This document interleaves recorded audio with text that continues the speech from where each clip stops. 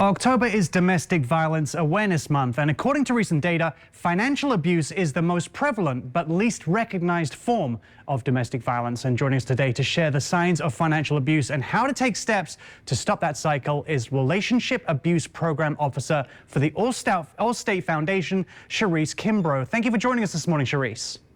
Thank you so much for having me. It's a pleasure. Now, could you possibly tell us a little bit more about financial abuse, what it is, and how does it impact relationships? So, as you mentioned, October is Domestic Violence Awareness Month, and 1 in 4 women and 1 in 7 men will experience domestic violence in their lifetime, and nearly all of them will experience financial abuse. Financial abuse is, as you said, the most common but least recognized form of abuse, and it looks like when someone tries to control, limit, or restrict another party's ability to access, use, or acquire financial resources. And because it is often so unrecognized, conversations like this one are so very important. Yeah, clearly it's a topic that we need to discuss. So what are some signs that people can look out for of financial abuse? Yeah, so financial abuse can take on many different forms.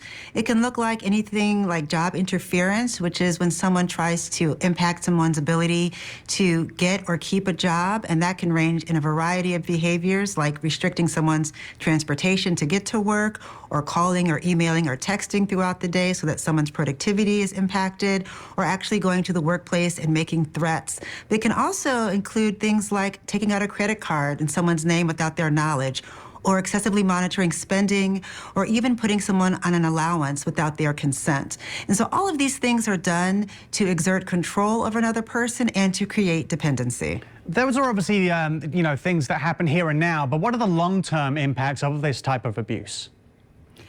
The lack of access to financial resources is the #1 barrier to survivor safety. And survivors report only having access to $175.50 that they can access without a harm doer's interference. So you can imagine being in an unsafe situation and having less than $200 to get safety. You wouldn't get very far with that. And so the impacts are really quite profound. Sharisse, what can someone do if they believe they are being impacted or are a victim of this kind of abuse? Well, I would say the first thing someone can do is reach out to the National Domestic Violence Hotline.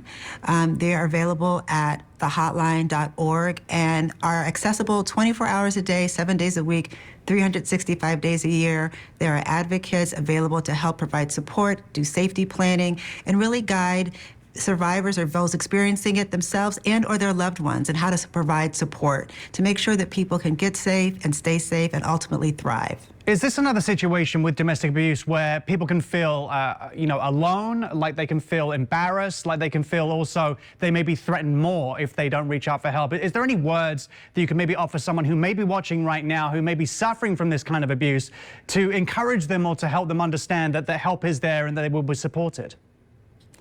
Absolutely. And actually, isolation is one of the primary strategies of harm doers to make sure that people don't reach out for help.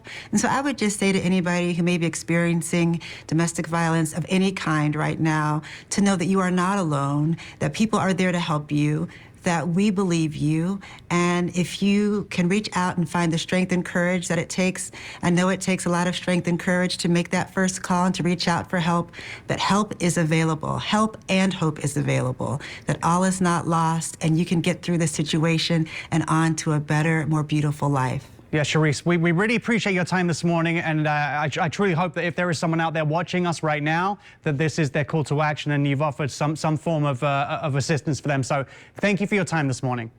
Thank you so much. It's a pleasure. Now, guys, if you recognize these signs in your relationship or in someone you know, help is available, and you can contact the National Domestic Violence Hotline 24/7.